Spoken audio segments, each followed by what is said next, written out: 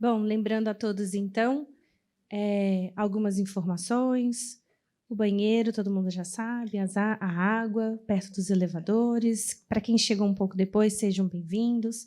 A rede de Wi-Fi do SESC está disponibilizada para o nosso evento. E lembrando que no nosso flyer, atrás tem um QR Code, está na sua sacola. E com esse QR Code você tem acesso a todas as informações da programação, bem como os lugares onde vocês podem ir para tomar um cafezinho ou almoçar, né, meio-dia, algumas outras informações. Também temos algumas pesquisas lá. Obrigado para quem informou a gente que o formulário estava com problema. Ele já foi resolvido, então você pode acessar novamente as duas pesquisas. Uma de associação do Instituto Vitaleri com a Associação Internacional de Suicídio sobre pós-venção, e a outra é uma avaliação do evento, onde, na hora que você responde, você, inclusive, já recebe o seu certificado digital. Acho que foi uma primeira mesa muito interessante, né? A gente abriu com chave de ouro e tenho certeza de que todo o nosso dia também será dessa forma. Para a continuação do nosso evento e realização dessa segunda mesa redonda, promovendo a saúde mental na comunidade, convidamos para compor a mesa, como moderadora, Isabela Guedes, psicóloga, especialista em psicologia clínica em Gestalt terapia, terapia sistêmica de casal e família, pelo Instituto de Psiquiatria da UFRJ.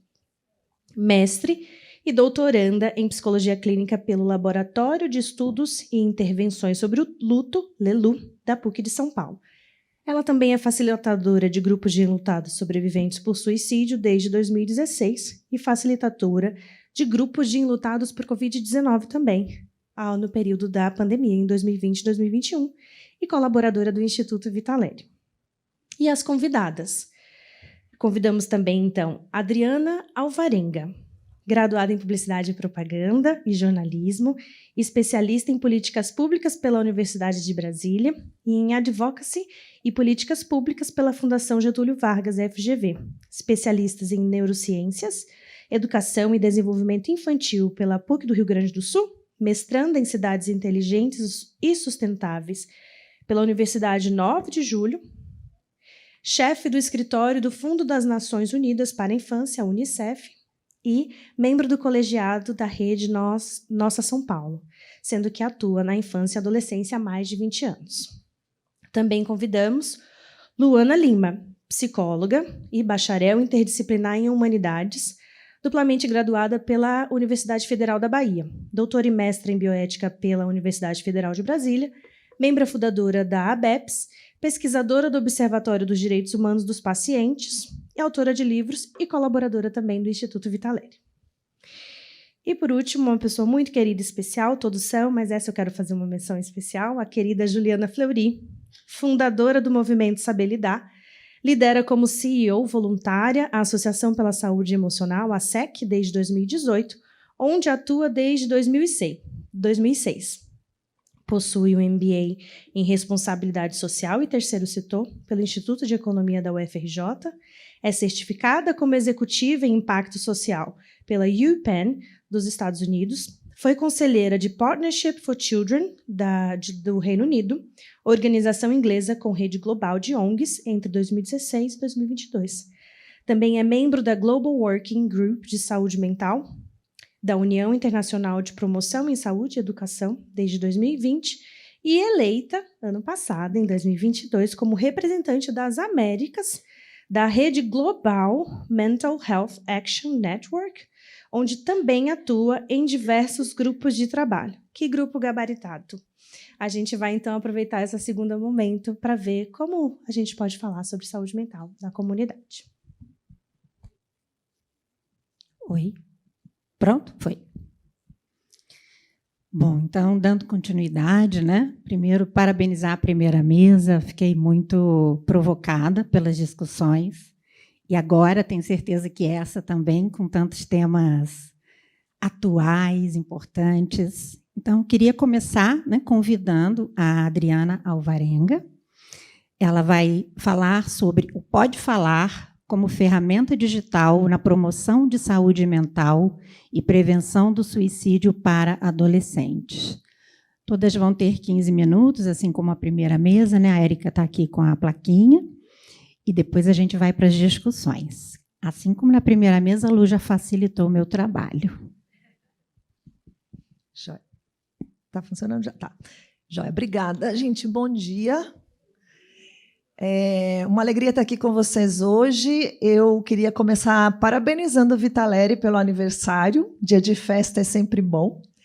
E também agradecer pela parceria Vitaleri, a Zé, que são organizações parceiras do Unicef já de longa data e organizações que nos dão muito orgulho, muita alegria de trabalhar junto.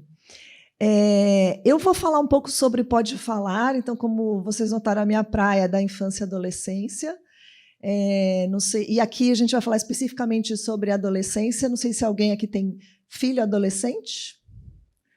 Fica mais fácil de gerar uma identificação, né? Uma fase maravilhosamente desafiadora, cheia de potencial, e também é a fase da vida em que muitos problemas de saúde mental aparecem.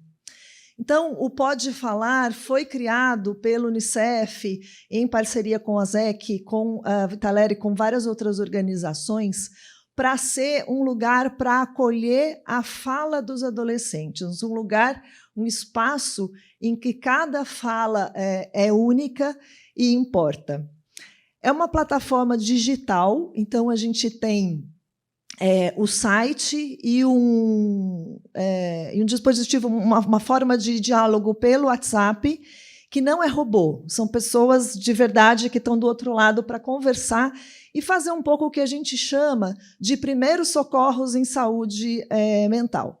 Então, não é uma terapia, não é um trabalho de longo prazo, é um trabalho de acolhimento para aquele adolescente que, naquele momento, precisa conversar, precisa de alguém para quem pedir apoio. Às vezes, precisa só desabafar, precisa saber por quem mais ele pode procurar. Eu tenho controle sobre o slide? Não, né?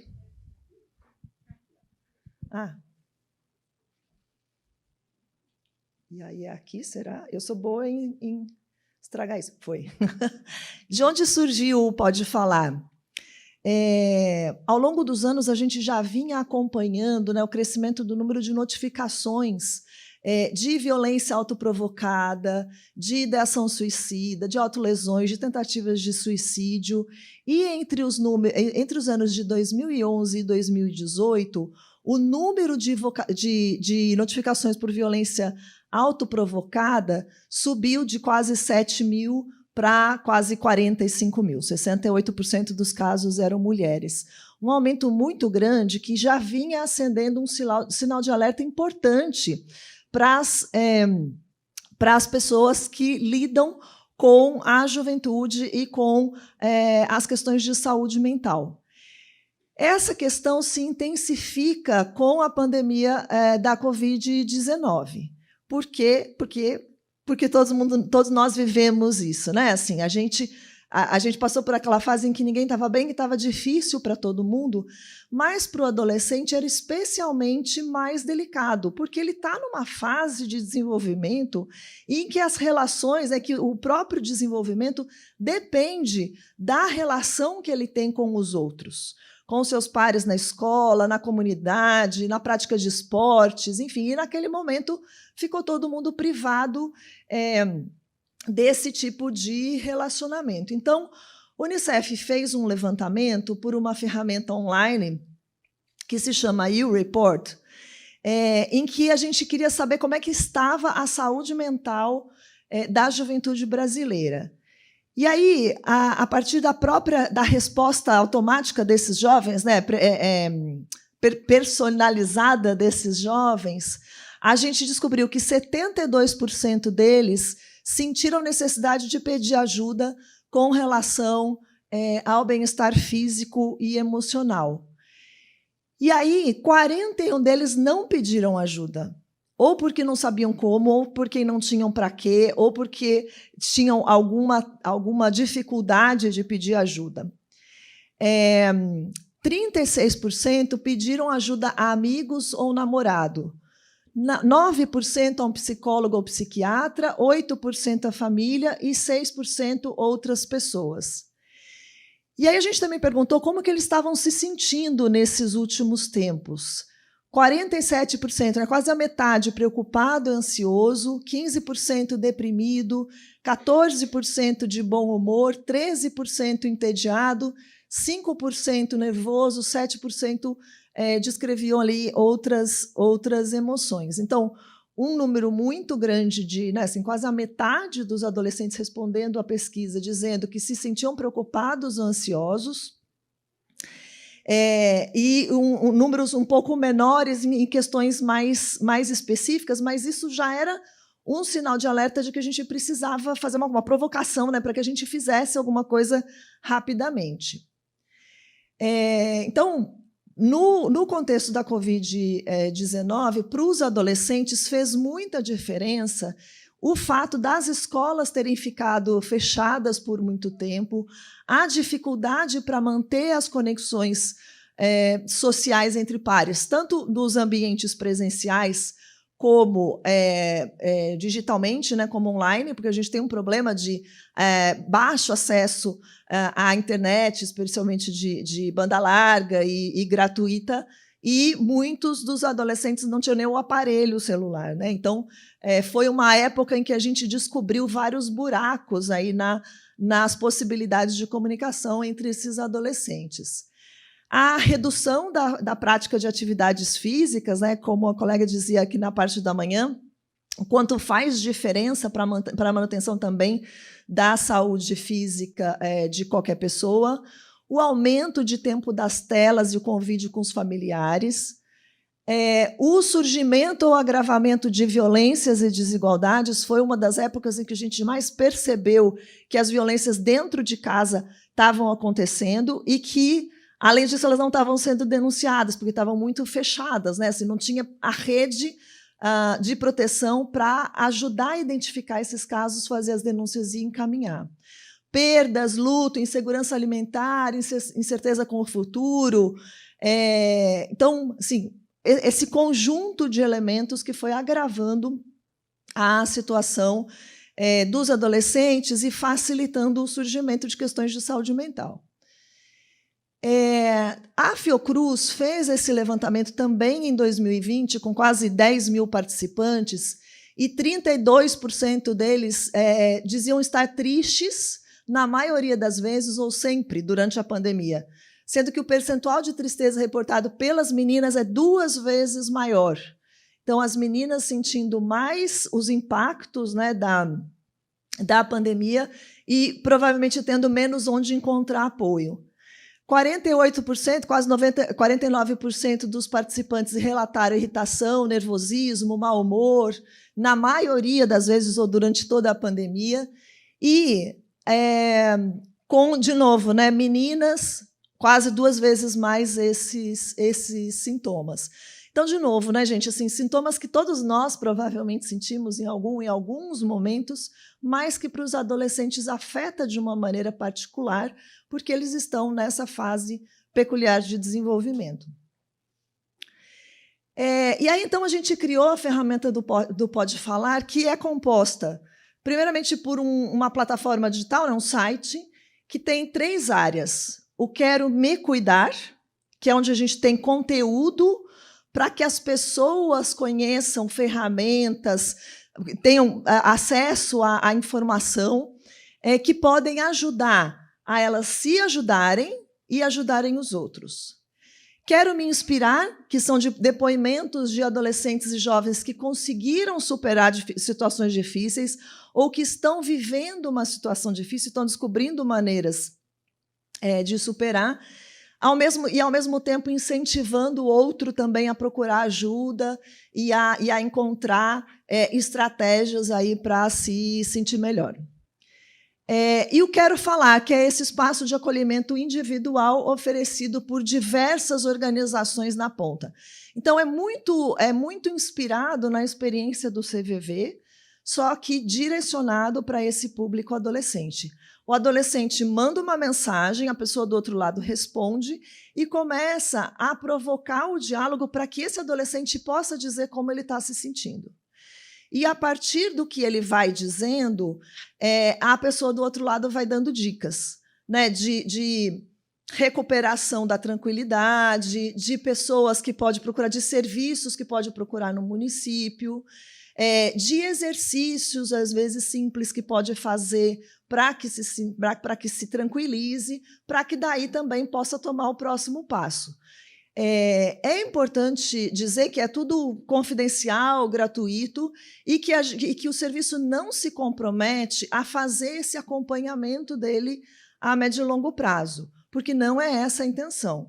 A intenção é que ele seja direcionado para os serviços que podem fazer isso de uma maneira ou de outra, né? Quer seja no formato online ou presencial, para que esse adolescente possa, então, ter um acompanhamento de mais longo prazo. Se ele quiser, ele pode voltar para a plataforma? Pode, quantas vezes ele quiser. Mas com essa... jura 5 minutos? É isso então, gente. Então, o que o Pode Falar nos disse sobre os desafios atuais enfrentados pelos adolescentes em relação à sua saúde mental? Essas informações são de março de 2022 a julho de 2023.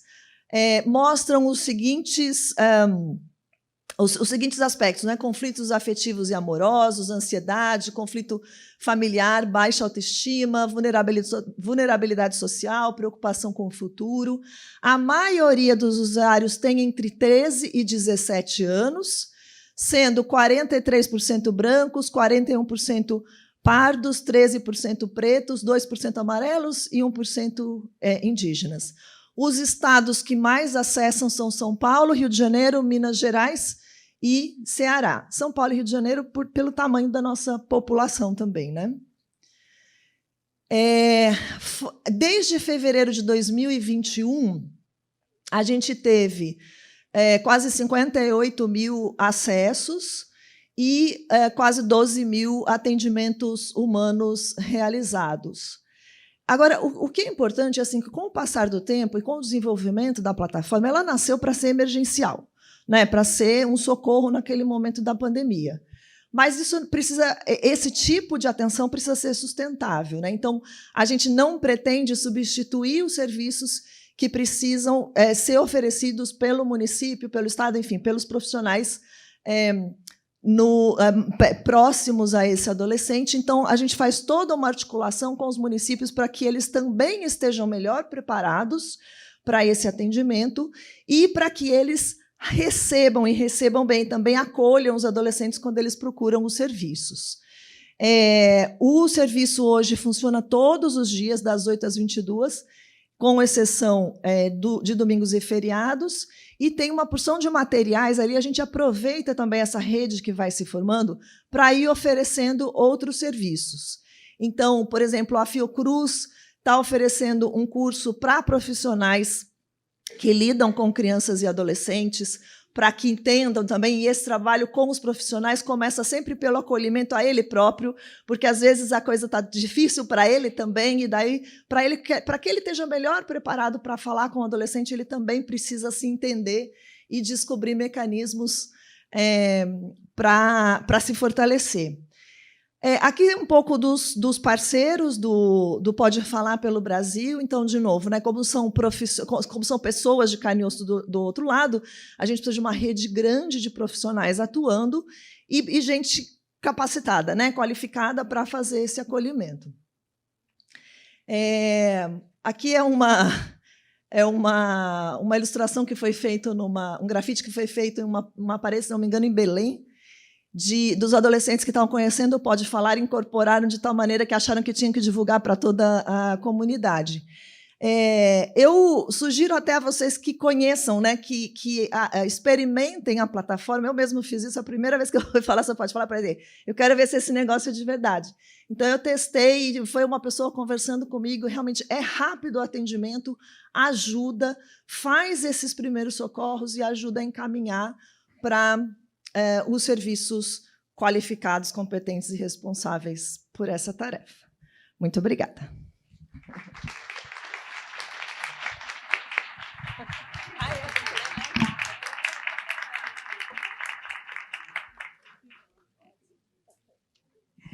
Muito bom, vou até falar em pé, continuar.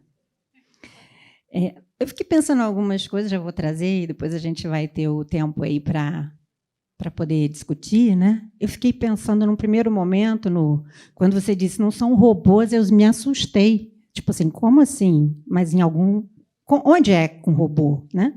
Não, desculpa se alguém aqui, né, faz algum trabalho onde tem esse tipo de abordagem, eu até tenho que pensar um pouco mais sobre ele, não é nem que eu concorde, nem que eu discorde, mas fiquei impactada com a informação.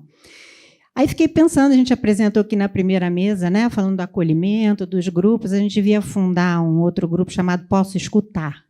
Pode falar, né? Talvez aí fique como um projeto, quem se animar. Fiquei impactada, acho que são estatísticas, né, que demonstram um cenário muito preocupante. A gente sabe disso sempre que a gente faz esses encontros, né, a gente se depara com esses dados. Anotei também assim, a curiosidade aqui de pensar que na segunda década da vida surge a maioria dos transtornos mentais.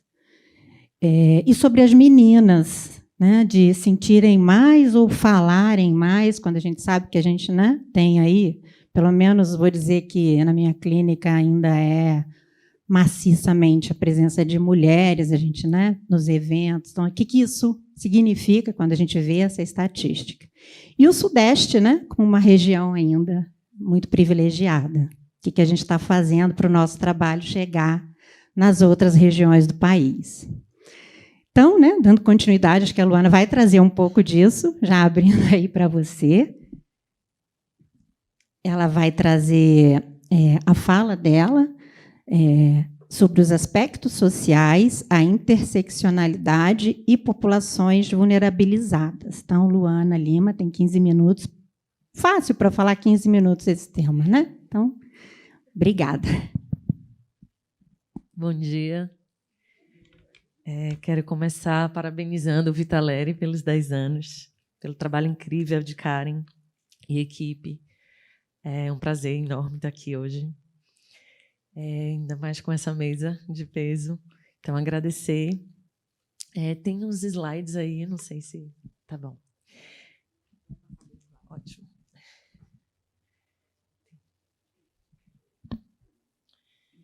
Então, enquanto os slides estão entrando...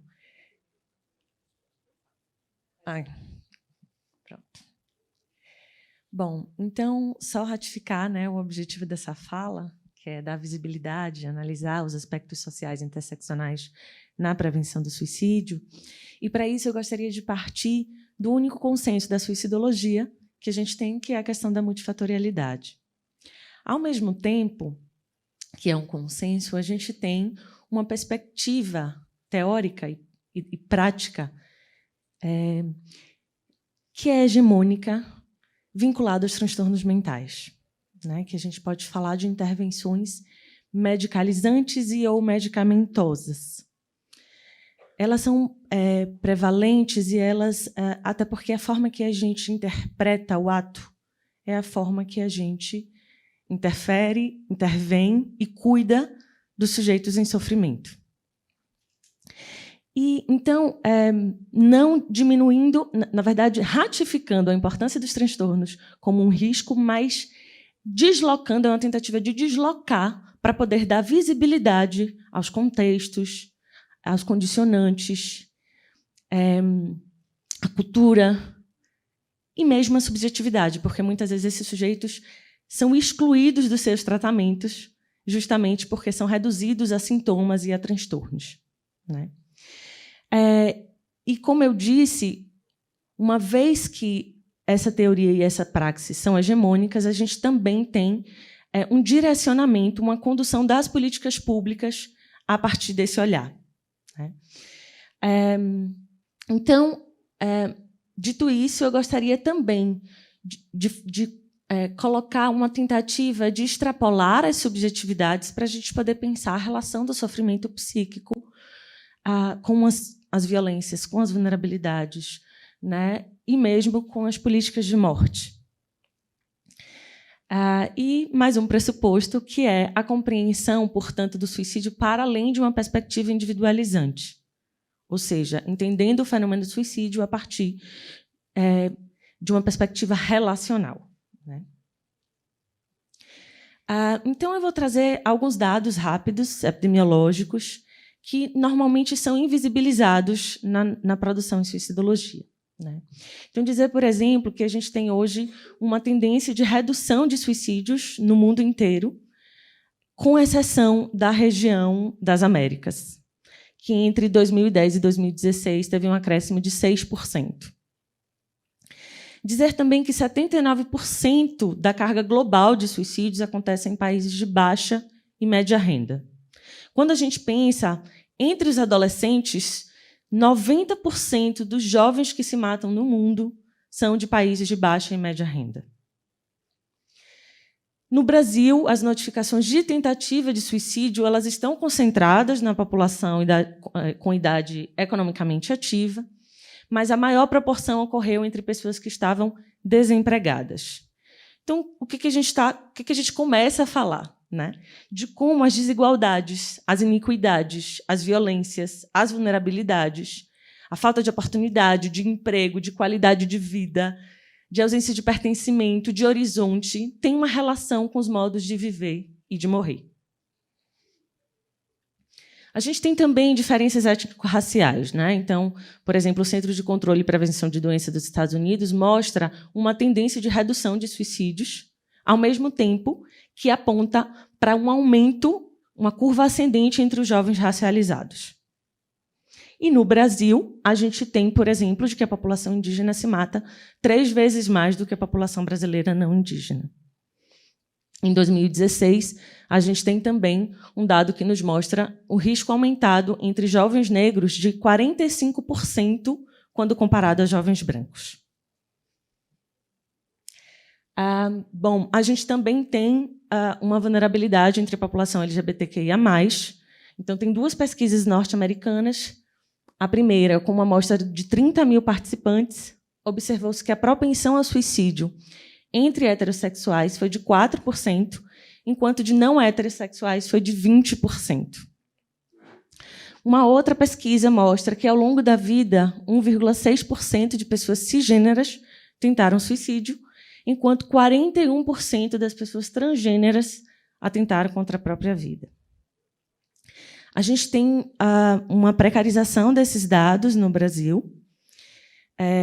Dizer, portanto, né, de que essa invisibilidade dos marcadores nos mostra uma certa tendência ao embranquecimento, né, a brancura como universal, a cis-heteronormatividade como, né, um imperativo, inclusive porque, como a gente está falando de suicídios, quem complementa normalmente são os profissionais, não é o próprio sujeito que pode se identificar. Então, a gente tem um problema de partida que é, uma vez que a gente oculta os marcadores, a gente também está ocultando as violências sofridas pela populações vulnerabilizadas, porque não é só vulneráveis, a gente vulnerabiliza, né, politicamente essas populações. E a gente precisa ratificar, portanto, de que as variáveis, quando preenchidas corretamente, nos mostram, né, nos trazem informações sobre os fatores para serem trabalhados na prevenção do suicídio. Então, esses dados, na verdade, nos mostram como a gente precisa superar os problemas em saúde mental para dar visibilidade aos problemas políticos, né, que acarretam especialmente sobre essas populações. Que a gente pode dizer aí de opressões intercruzadas, né, de fatores de risco ignorados, encobertos, e que eles se reproduzem também quando a gente pensa na questão da idade. A gente sabe que, por exemplo, entre a população jovem, né, a gente tem aí o suicídio como a segunda causa morte mundial entre pessoas de 15 a 29 anos. A gente também tem, entre a população idosa, índices muito altos que vão denunciar, por exemplo, essas vidas como de menor valor, como vidas descartáveis, porque vidas inúteis, né, que não estão trabalhando, que não estão consumindo, que não estão efetivamente nesse mundo neoliberal que a gente valoriza essas vidas.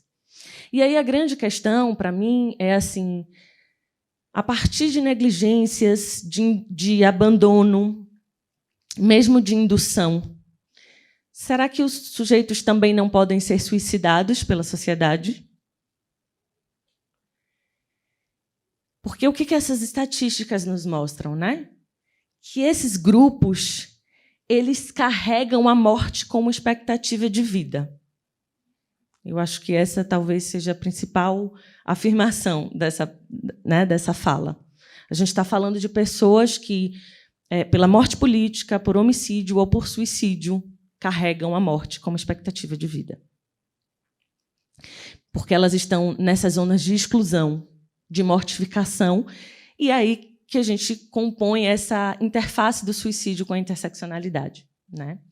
A gente vai falar, então, de um escalonamento ontológico em que vidas valem mais do que outras, e a gente vai falar também de um modo de viver, de um mundo que parece que não está produzindo desejo de viver.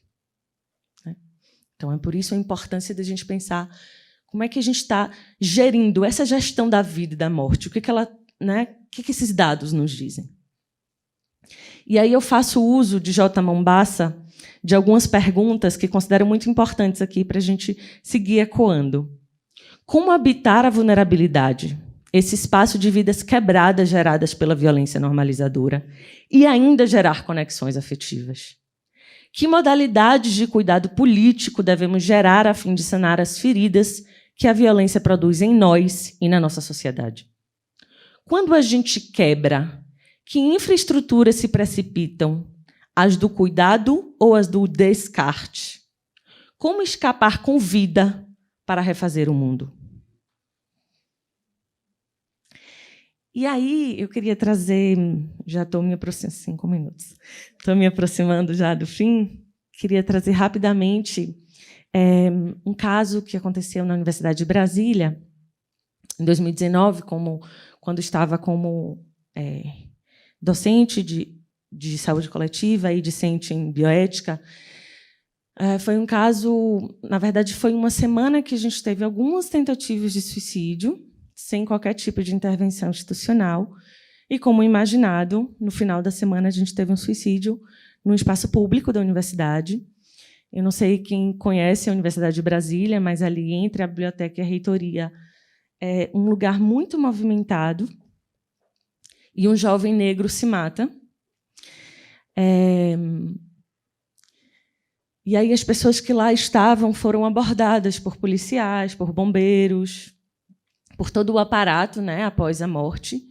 E as pessoas foram abordadas, perguntadas o que aconteceu, como é que foi isso, porque ninguém fez nada, inclusive porque, bom, não cabe aqui dizer do método, mas era uma situação em que qualquer coisa podia ter mudado o desfecho dessa história. E as pessoas responderam: a gente achou que era uma performance artística. E aí a grande questão, né? Não é só o ato suicida, mas quem, em que circunstância, não é? Então, a gente sabe que o suicídio é um ato de comunicação diante da falência da comunicação, mas quem nos escuta? Quem pode nos ver, né? Quem pode escutar esse pedido de socorro? Aquilo foi interpretado como uma performance artística. Isso nos diz o tamanho do problema que a gente tem hoje, né? E aí uma aluna traduziu assim: deixa uma mensagem. Aquilo foi uma carta, mas que ninguém quis ler. E quem a gente quer ler, né? Quem a gente está lendo? E aí eu tento fechar a partir dessa perspectiva relacional, também me referindo a um autor inglês da antropologia do suicídio, que é James Staples, quando ele, talvez a melhor definição de suicídio que eu já conheci até hoje, quando ele diz assim: o suicídio é análogo a uma dança.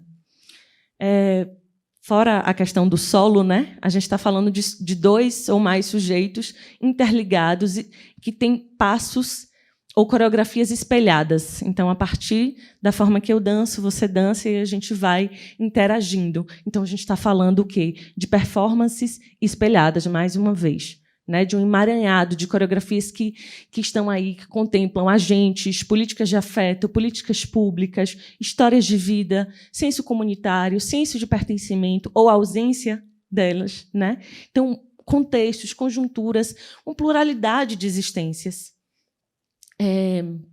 Porque aí a questão, por exemplo, quando a gente compreende o suicídio nessa perspectiva, a gente pode pensar, será que as pessoas que ali estavam também não foram protagonistas dessa morte?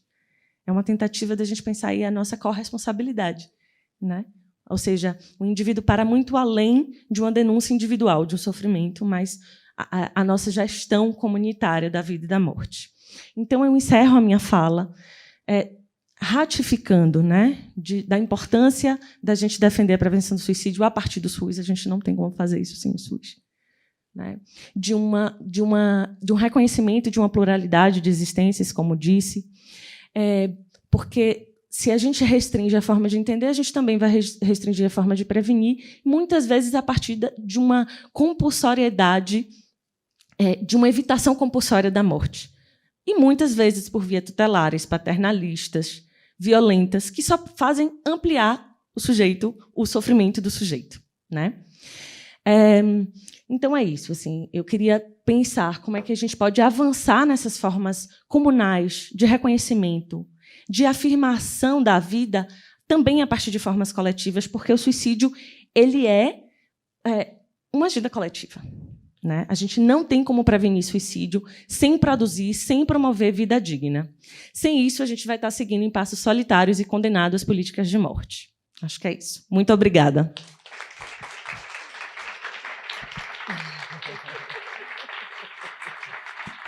Obrigada. Você marcou para sempre. Essa história agora de levantar e a gente fica é maravilhoso. Muito obrigada. Quem chegou na primeira mesa não sabe que a gente vamos, né? A psiquiatra que nos ajudou a pensar para levantar, porque a gente está, né, muito tempo sentado, então é por isso que está todo mundo levantando e, enfim, está esse clima. Para descontrair um pouco, né, dessa fala, se tiver alguém aqui que não está incomodado, levanta a mão. Né? E é para incomodar mesmo. Eu acho que quando a gente fala, né, que o suicídio é multifatorial e que então envolve os aspectos culturais, como a gente coloca isso na nossa prática clínica? A gente, né, não é formado para isso. Então acho que esse tema, né, para mim, ele é muito precioso, especialmente precioso. Todos são, mas esse é especialmente, porque eu fiquei, né, pensando assim, no luto dos invisíveis, quem a gente não vê? Se é invisível, né? Quem a gente não vê? A gente está falando, né, do racismo, do LGBT, da população originária, mas e além desses, quem mais a gente não está vendo? Né? Como a gente aborda e cuida do luto de um familiar, de um usuário da Cracolândia, por exemplo, para falar de uma realidade aqui de São Paulo, né? Quem cuida do luto desses familiares? E talvez vocês possam pensar outros, além dos que moram na rua, além desses que a gente já trouxe, talvez tenham mais invisíveis que a gente não consiga chegar e enxergar ainda, né? Porque a gente está muito dentro do nosso universo, do nosso mundo. Então, acho que juntos talvez a gente possa pensar isso. Muito obrigada. E vamos para a terceira fala, convidando a Juliana Fleury para a fala da saúde mental infantil e adolescente. O que pode um profissional da educação diante do risco de suicídio? Muito obrigada. Obrigada. Estão me ouvindo? Então. Bom, também quero começar agradecendo a Karen, parabenizar a ela, toda a equipe do Vitaleri, e de comemorar todas as vidas acolhidas por eles nesses 10 anos. Né? Depois da fala da Luana, eu estou até um pouco engasgada. Acho que esse tema une a todos nós, seja como objeto de estudo ou como experiência de vida. E eu venho desde uma fala aqui, eu sou da SEC, do Movimento Saber Lidar, sou uma pessoa que vivenciou na adolescência um suicídio, de alguém que pós-parto, depois, mais tarde, um idoso. E esse chamamento, eu não sou psicóloga, não sou terapeuta, não sou na área da saúde, mas recebi esse chamamento quando eu fui mãe, depois de muitos anos, para entender que, justamente por conta do medo de uma depressão pós-parto e o medo de um suicídio, eu não tinha conseguido ter filho. Então, eu hoje tenho uma filha de 20 anos, embora seja uma sessentona. E o tema da infância e da adolescência realmente me moveu, né, nesse ativismo por um lado da promoção. Então, eu vou mudar um pouco a perspectiva aqui. A gente vai chegar a falar sobre o risco de suicídio, mas eu quero trazer a perspectiva que, no fundo, eu estou conectada, que é a promoção de vida. Ou seja, o CVV trouxe, em 2003, programas baseados em evidências para promover vida, porque lá onde era, né, lá no exterior, Befriends International, o CVV internacional, fez o seguinte questionamento no final dos anos 90. A gente vai passar a vida inteira buscando acolher as pessoas que estão em depressão em risco de vida, ou a gente vai construir uma ferramenta para que as crianças e os adolescentes possam lidar melhor com as suas dificuldades e, de alguma forma, não terem comportamentos autodestrutivos. Então, eu passo para cá. Eu começo com uma reflexão de saúde mental. Por quê? Porque na escola, há 20 anos, quando a gente chegou no Brasil, a gente não podia falar saúde mental. E a ASEC se denominou Associação pela Saúde Emocional, porque isso era um tabu. E aí eu falo, né, a OMS estabelece que a saúde mental é um estado de bem-estar, ou seja, eu estou bem comigo mesmo, com os outros, no qual o indivíduo, eu, você, as crianças, o adolescente, o professor, a comunidade escolar, é capaz de usar suas próprias habilidades. Que habilidades? Para recuperar-se do estresse rotineiro, que a gente vive o tempo todo vivendo dificuldades, né, sejam da quebra de uma ponta de lápis que frustra uma criança, a outra que é, né, lidar com o luto de alguém que faleceu. E ser produtivo. Nós somos chamados nesse modelo o tempo todo, né, neoliberal, ou seja, o mundo capitalista, de contribuir e ser produtivo. Aquele que não está produzindo e não está inserido na comunidade, ele é um vulnerável, ele está à parte. Isso, na escola, é algo que é frequente. A criança que não está integrada, o professor quer ela fora da sala de aula, se possível, o quanto antes. Então, eu trago a perspectiva da saúde mental e as suas abordagens, porque aqui a gente está falando pessoas que estão em tratamento, né, que trabalham sobre a ótica do tratamento, resgate daquele que está precisando de apoio, né, a prevenção em si, e a gente nesse olhar da promoção. Mas eu queria também trazer... Outro dia eu estava num evento e um professor da USP falou: a gente devia chamar o Ministério da Doença, e não o Ministério da Saúde, porque a gente só fala de doença, né? Então, o foco é, de alguma forma, trazer essa reflexão dessa grande roda. Eu trago aqui a Margaret Berry, que é a minha mentora. Desde 2001, ela tem a cátedra da OMS em saúde, promoção de saúde, e ela traz essa perspectiva, né, de integrar. A parte de cima desse gráfico é da OMS, a parte de baixo é dela, de poder olhar todos nós, de alguma forma, estamos envolvidos nessa roda, seja na promoção para prevenir, como a gente definiu no projeto junto com a Unicef, a prevenção, o tratamento, né, o pós-venção, a manutenção. Mas como que a gente, de alguma forma, pega essa estatística, que, infelizmente, o Brasil é líder em ansiedade, as Américas, saiu um novo relatório agora da Parro, que a gente continua em Latinoamérica em primeiro lugar em suicídios, cada vez mais jovens, né? Então, como que a gente muda isso? Através da educação. E aí, muitas vezes, a gente chega numa escola que está superlotada, porque tem um projeto de tudo, de ciência, de matemática, de geografia, de tudo. E como a gente abre espaço para falar de saúde emocional, de saúde mental? Maravilha, veio a Base Nacional Curricular, que traz uma série de desenvolvimento de habilidades socioemocionais, mas, no fundo, eles promovem fatores de proteção, né? Os fatores de risco estão batendo na porta a todo momento, mas desenvolver fatores de proteção para que eles perdurem ao longo da vida, né, de alguma forma, isso é um desafio. Então, promover espaços, por exemplo, apoiadores e solidários.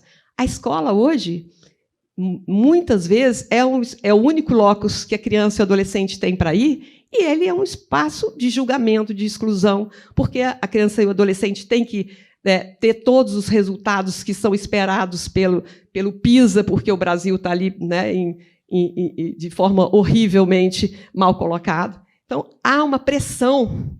Então, eu pergunto, temos aprendido, nós, e ensinado as nossas crianças e adolescentes a desenvolver essas habilidades para a vida, para recuperarmos desse estresse, cada um ao seu modo, até porque é multifatorial, o saber lidar, cada um tem o seu modo, e conseguirmos nos inserir de forma produtiva na nossa comunidade. Eu digo até esse produtivo entre aspas, tá, gente? Porque, para mim, a produção tem um outro desenho, é ser quem eu sou. Não, a gente está com ansiedade, depressão ampliada, relações familiares conflituosas. O pós-Covid nos trouxe, escancarou e trouxe a saúde mental para o tema. O afastamento da escola. Pesquisas recentes da Nova Escola mostram que o professor e os profissionais estão absolutamente esgotados. A presença da autolesão e suicídio cada vez em faixas mais jovens. Eu recebi um telefonema de uma cidade do Mato Grosso que uma criança de 8 anos suicidou. Isso me toca profundamente. E o que é que a gente pode fazer por essa comunidade escolar? Aí eu coloco também o U-Report da Unicef, que justamente os jovens sentiram necessidade de pedir ajuda, mas não pediram, não sabem. Essa informação, agora que a Adriana, desculpa, vou falar na Joana aqui, que a Adriana trouxe, é incrível, mas às vezes a informação não chega lá nos municípios do selo Unicef, por mais que, de alguma forma, no território amazônico, no Nordeste. Então, a gente precisa, de alguma forma, unir forças. Eu adorei o slide, ou seja, sozinho a gente não chega a nenhum lugar, né? Eu acho que é isso. E a demanda por compor habilidades para a vida. Mas hoje, falar em saúde mental não dá para falar sem tocar em determinantes sociais e econômicos. Por quê?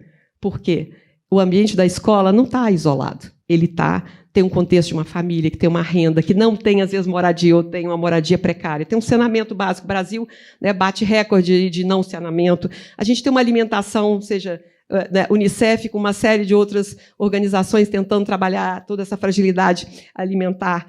Acesso ao esporte e lazer, que são fatores de proteção, ter vínculos familiares saudáveis, amizades reais e virtuais, ou seja, está aí as redes sociais só puxando para o lado do risco e não para o lado da proteção, e o acesso a bens e serviços essenciais, ou seja, a Adriana sabe muito bem, ou seja, tem profissionais lá do território amazônico do Nordeste que precisam andar 5 horas, sei lá, quantas horas, para chegar e encaminhar uma criança ou adolescente para um CAPS. Então, a gente não consegue, hoje, falar disso. Aqui está o Brasil na sua diversidade, sem tocar nessa temática.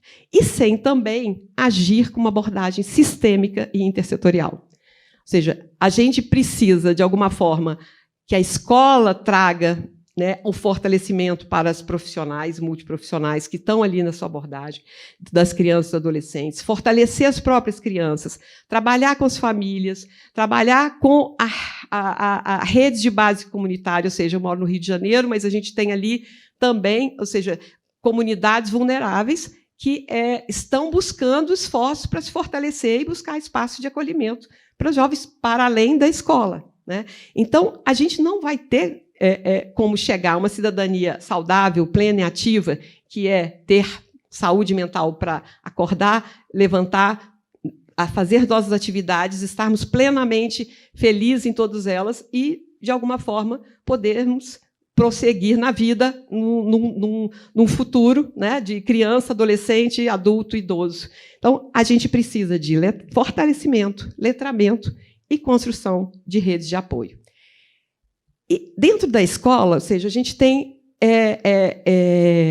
esse contexto, ou seja, essa criança que tem vive num contexto de vulnerabilidade, ela vive uma rotina de estresse. Então, por mais que não seja a gente hoje vê, a gente teve uma série de situações muito similares entre uma criança de uma escola de alto nível de São Paulo, que lida com a babá e com o motorista, e uma criança de uma comunidade ali de Paraisópolis.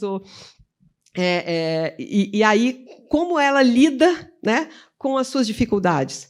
Tudo gera estresse, porque um tem uma pressão, o outro. E aí, a questão dos sinais cada vez mais de medo, sinais de depressão, que estão realmente sendo cada vez mais agravantes para um risco de suicídio. Então, para os profissionais, a gente tem levado, e aí, cada vez mais, reconhecer esses sinais de alerta, né, de mudança de humor, das expressões que usam, da perda de interesse, ou seja, a gente tem, pós-Covid, uma evasão escolar gigantesca, né, tem sinais de alerta. A gente tem buscado preparar esses profissionais para que eles realmente criem espaços seguros, eles possam escutar com empatia e oferecer ajuda dentro do limite deles, ou seja, ele não é um profissional, como a gente falou aqui, esses grupos de apoio não, a gente pode até ter profissionais da educação bem capacitados para que eles possam acolher até o limite de poder encaminhar. Então, agir em parceria é a chave, ou seja, buscar a escola nesse desafio de criar procedimentos internos, cada vez mais elas estão buscando construir protocolos. Hoje, eu acho que com a lei, né, da Política Nacional de Prevenção de Automutilação e Suicídio é uma demanda. Então, isso, de alguma forma, compartilhar informações conscientizar o diretor da escola, que ele precisa compartilhar, né, agora ele precisa, é compulsório. Então, de alguma forma, trazer esse contexto que antes era distante. Eu não quero falar de saúde mental, não é o meu problema, é o problema das crianças vulneráveis. Não, isso está escancarado no colo de todas as unidades escolares, sejam particulares ou públicas nesse país. Então, criar redes de apoio, né, e aí, publicamente, o PSE, o Programa Saúde na Escola, é um caminho, né, é onde a gente pode dar capilaridade e fazer com que, de alguma forma, esse profissional de educação e a comunidade entenda que as ações de promoção, fortalecimento, letramento nas habilidades da vida e, de alguma forma, nesse entendimento de quais são os riscos, como buscar ajuda, campanhas, porque a gente, de alguma forma, viu também que as escolas, não, eu estou fazendo uma ação, faço uma campanha no Setembro Amarelo. E aí é tudo que eles fazem. E acham, não, fazemos uma palestra ao ano para os pais, a gente está cuidando disso, né? E aí é isso. Então, acho que a cada vez mais há uma tendência mundial também de construir redes de apoio formal e de base comunitária, porque nenhum país extremamente desenvolvido conseguiu resolver toda a questão da rede de apoio. Então, por uma comunidade escolar saudável, a gente vai estar sempre advogando para a promoção de ambientes seguros e acolhedores, posturas facilitadoras, porque os professores, os profissionais, muitas vezes, não querem falar desse tema, eles têm dificuldade, então esse fortalecimento é para eles, para que eles possam estar... E sempre essa escuta ativa, abrir portas, né? A escuta abre portas. E aí eu deixo aqui os canais de apoio, nosso fantástico Mapa Saúde Mental e o CVV, no qual a gente nasceu, né? A SaferNet, que também é parceiro, Pode Falar, o Top T, não sei se vocês conhecem, o Bússola, que também é de parceiro nosso do Ame Sua Mente, que tem um canal de troca sobre essa informação, né? E aí acho que vocês das universidades, tudo isso. Aqui tem materiais, são nossos e Vitaleri, que estão à disposição. Eu não sei se tem no público alguém de escola, mas, né, eles estão aí disponíveis. Também soluções que foram desenvolvidas com o apoio do Unicef estão disponíveis sem custo. E tem uma biblioteca aí que tem coisas que vieram desde o CVV de 2004.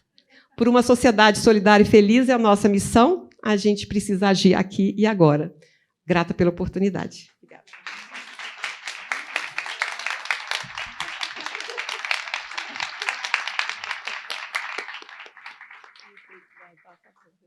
Aqui, o controle, ó. Demorei para levantar aqui agora. Quer me entregar? Eu, né? Tendo uma dúvida aqui. Ai, que trabalho lindo, né? Ao mesmo tempo que a gente vê tanta coisa difícil, a gente também vê tanta gente dedicada e tanta coisa acontecendo. Fiquei pensando... Anotei aqui, né, algumas reflexões. Primeiro, assim, né, no nosso senso de coletividade versus promoção do individualismo, nossa cultura, né? Quando a gente está falando aqui de parceria, de como a gente se engaja, né, em contribuir com a nossa comunidade, que diferença isso faz na vida e no aprendizado de um jovem, quando tem, né, essa possibilidade.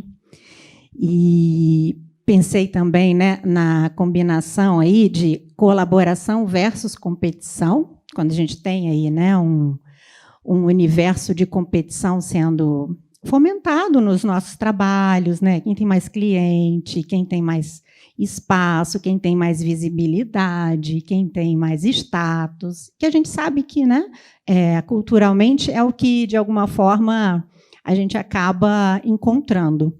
E lembrei até de um provérbio africano, ele não está literal aqui, que diz, né, se você quer ir rápido, vá sozinho, se você quer ir longe, vá acompanhado. Então, acho que essa mesa me trouxe um pouco, né, dessas reflexões.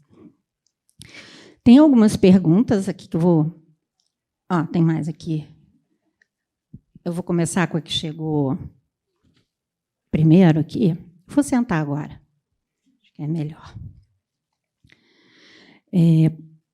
Bom, essa primeira pergunta, né, vem para a Adriana.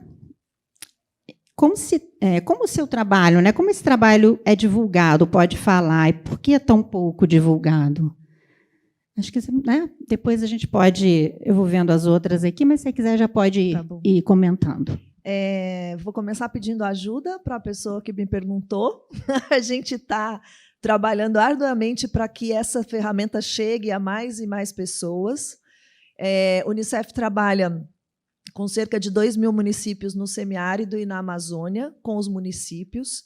E, para esses municípios, a gente faz a divulgação desde o começo da iniciativa. E, além de divulgar a ferramenta, né, de oferecer a ferramenta gratuitamente para que os adolescentes daquele município possam usar, traz junto um conjunto de capacitações para que esse município possa ir fortalecendo os outros serviços. Então, de novo, né, o Pode Falar não anda sozinho, ele precisa... E ele não deve ser para sempre, né? Assim, os serviços públicos, especialmente, devem atender essa demanda, mas a gente sabe que, por um tempo, ainda é necessário. A gente divulga em escolas, a gente divulga pela internet, então também sigam os canais do Unicef. Além do Pode Falar, tem o Topit, que a Juliana comentou, que é uma outra ferramenta. Essa, sim, é por robô, e ela é para lidar com a questão de autoestima dos adolescentes, mas ele faz o trabalho de um jeito em que faz as provocações e depois, de novo, encaminha para outros conteúdos, para outros serviços, para que o adolescente possa desenvolver fortalecer a sua autoestima, que não é uma coisa que você vai resolver, né, por ele é gamificado, né, então é só uma sensibilização que ajuda a despertar para algumas questões. Então, é isso. Assim, a gente vai divulgando pelas nossas redes sociais, pelas escolas, com os municípios, aqui em São Paulo, com as escolas municipais e estaduais. E aí, assim, gente, só não é mais divulgado porque a gente não tem mais força para divulgar mais. Mas eu conto com cada um de vocês para também aproveitar aí a ferramenta e já manda, gente, tem isso aqui, manda nos grupos, coloca no LinkedIn para que possa chegar a mais pessoas. Obrigada. Continuando a divulgação aqui, que tem gente querendo mais informação a respeito do curso da Fiocruz, para quem trabalha com crianças e adolescentes, que não conseguiu encontrar o link no site, então, onde tem, né? Como faz para... Eu vou pedir ajuda para minha colega Thaís, que está ali sentadinha, para a gente descobrir o link antes de terminar a mesa. Eu não vou saber de cabeça. Eu colocaria curso Fiocruz Unicef, saúde mental, no Google e acharia dessa maneira, mas certamente tem um link e a Karen, acho que a gente pode depois divulgar para todo mundo que está participando, né? Também mais outro pedido de referência agora para a Juliana. Fala. Não, alguém quer falar? Não. Juliana, uma pessoa está pedindo, né, a referência daquela roda, acho que Margaret Berry, que você divulgou, né? A professora Margaret Berry, ela tem um livro, ela fez esse gráfico em 2001, e ela tem um livro editado em 2 vezes, que chama Mental Health Promotion. Eu também posso disponibilizar para a Karen, depois a gente, né, compartilha com vocês, tá?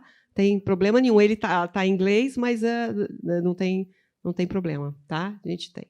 E depois eu posso mandar também, ela tem uma palestra dela no YouTube, que está no nosso, quando a gente lançou o Movimento Saber Lidar, em 2020, ela foi a keynote speech. Então, tem uns slides dela falando justamente de promoção de saúde, que ela usa esse gráfico, fala do indivíduo e da população como um todo, em termos de promoção, e tem escola também.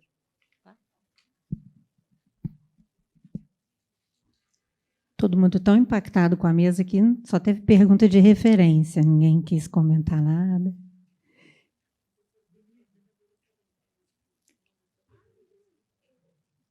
Então, tem alguém fazendo uma pergunta. Eu estava tentando entender aqui a pergunta. Acho que a gente pode, né, Luana, talvez você possa compartilhar um pouco, né, do livro que fala desses temas, né, dos autores e dessa proposta, né? Talvez seja um livro importante nessa discussão, um livro novo. Então, talvez você pudesse comentar um pouco mais. Eu sou muito ruim de autopropaganda, mas no final do ano, em dezembro, foi publicado um livro pela editora da Universidade Federal da Bahia, em que organizei, junto com Paulo Navasconi, um livro chamado Repensando o Suicídio, Subjetividades, Interseccionalidades e Saberes Pluriepistêmicos. Esse livro consta com participação de vários autores do Brasil. Obrigada. E tem sido uma alegria muito grande, efetivamente, porque esse livro é dividido em 3 grandes eixos. O primeiro, justamente, a gente parte de uma desconstrução e reconstrução epistemológica, né, pensando desde as questões da colonialidade, de perspectivas contra-hegemônicas. O segundo eixo, justamente pensando a interseccionalidade e as populações vulnerabilizadas. E o terceiro eixo, os espaços de atuação em prevenção do suicídio, né? Então, a gente, desde hospital, rede social, então, nas regiões né, desculpa, é uma pesquisa em Mato Grosso do Sul, né? Essa relação da agro com o suicídio. Então, assim, a gente tenta pensar em temas aí da população negra. Eu escrevo um capítulo em que faço um diálogo com a bioética e o neoliberalismo.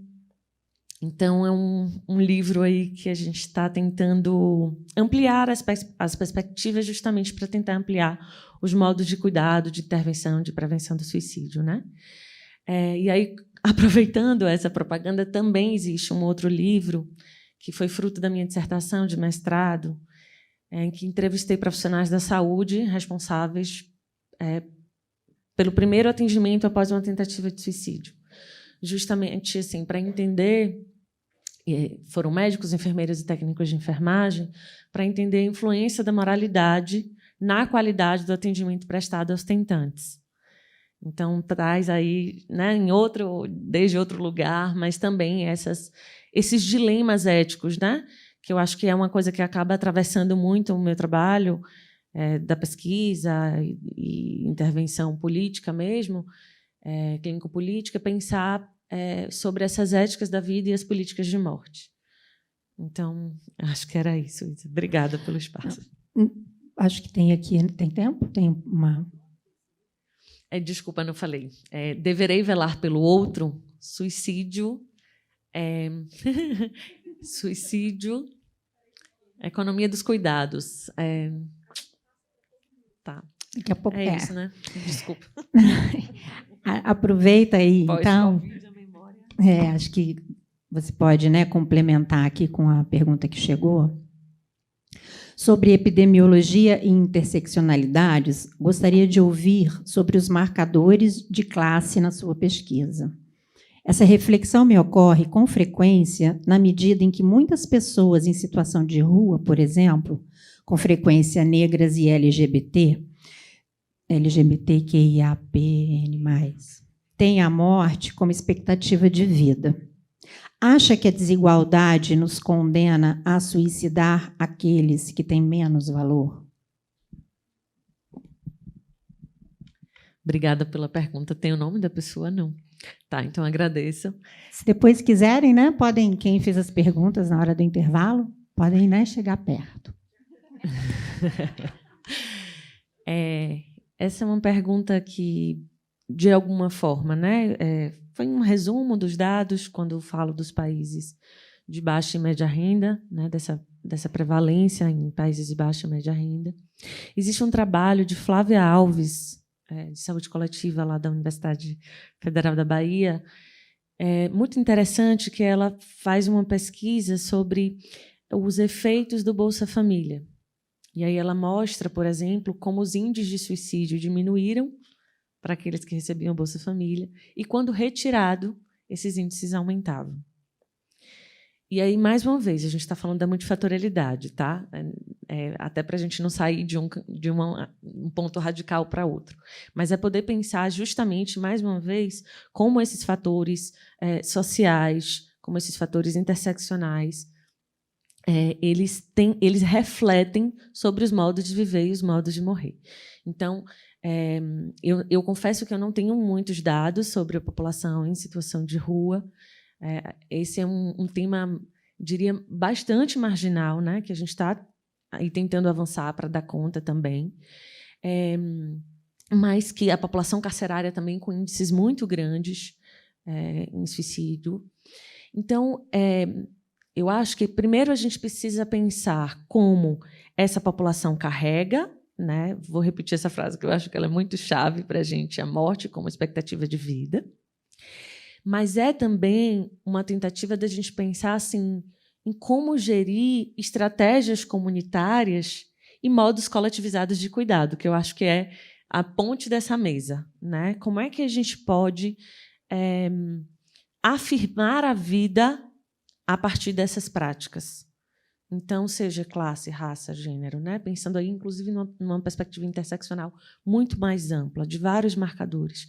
A necessidade da gente poder dar visibilidade, porque é a partir dessa visibilidade que a gente vai poder construir políticas que deem conta desses fatores. Sem isso, a gente não vai aprofundar, a gente vai enxugar gelo. Então, não sei se eu respondi a pergunta, mas eu acho que é mais ou menos por aí. Acho que são provocações, né?